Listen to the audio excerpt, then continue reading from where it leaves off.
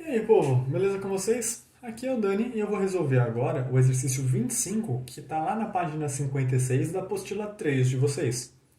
O enunciado é direto, ele fala, dispondo dos algarismos do sistema de base 10, né, que é do 0 ao 9, pergunta-se, para o item A, quer saber quantos números naturais de 4 algarismos sem repetição podem ser formados.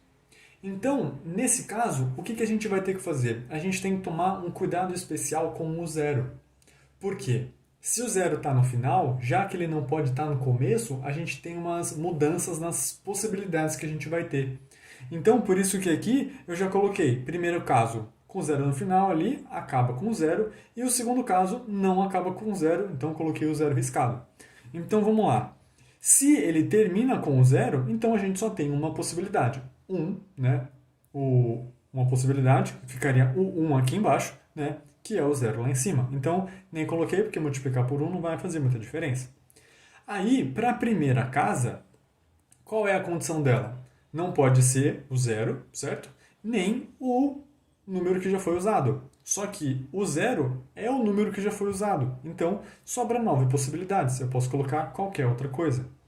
Aí a gente vem 8 aqui, certo? Porque não pode ser nem o 0 nem o primeiro. E depois 7, porque não pode ser nenhum dos três que a gente já usou até agora, certo? Então fica 9 vezes 8 vezes 7 para esse caso aqui dos números que acabam com 0. Depois, os que não acabam com 0, o que acontece? A gente já está falando que o 0 não está aqui. Então temos 9 possibilidades, certo? Aí a primeira, com certeza não pode ser nem o número que já foi, nem o 0. Então a gente só tem 8 possibilidades. Para a segunda casa, a gente já pode pôr o 0. Só que aí não pode ser, de novo, nem o último nem o primeiro. Então fica 8 de novo, né? A gente tirou uma possibilidade, mas colocou, por isso que continua sendo 8. E aí, o último número aqui, né? O penúltimo na nossa sequência, ele vai ser 7, né? Porque não pode ser nenhum dos três anteriores.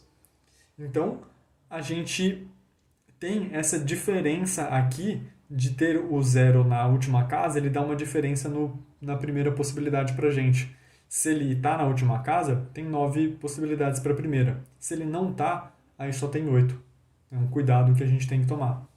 Então, como a gente tem os números que acabam com zero ou os números que não acabam com zero, a gente vai somar os dois casos aqui. Então, esse 9 vezes 8 vezes 7 do primeiro caso, com o 9 vezes 8 vezes 8 vezes 7 do segundo, a gente tem 4.536 possibilidades. Beleza? Bom, para o item B, ele quer saber quantos desses são ímpares. Então, o que a gente vai fazer? Para garantir que é ímpar, a gente vai olhar a última casa aqui, certo? Então, eu tenho 5 possibilidades, né? 1, 3, 5, 7, 9. Então, 5 possibilidades aqui.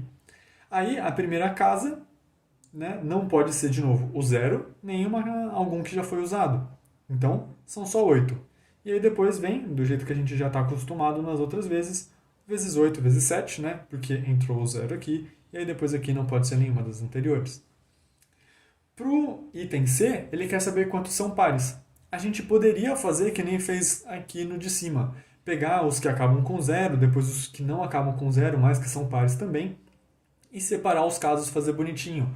Mas, como a gente já tem a quantidade de ímpares, obrigatoriamente todo o resto é par. Então a gente pega o total, subtrai os ímpares e acha os pares, que vai dar 2.296. Tudo bem?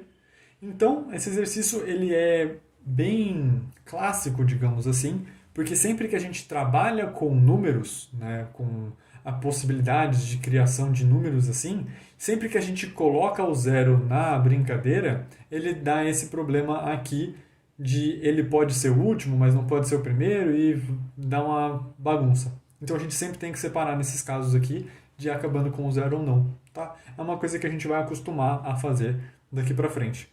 E aí, para pares e ímpares e pares, ele pediu os ímpares primeiro, porque os ímpares não têm o problema com o zero, então ficaria mais fácil fazer. E aí, para os pares, já que a gente sabe os ímpares, a gente já sabe o resto. Beleza? Então, gente, o exercício é isso. Eu espero que tenha ficado claro para vocês e até os próximos.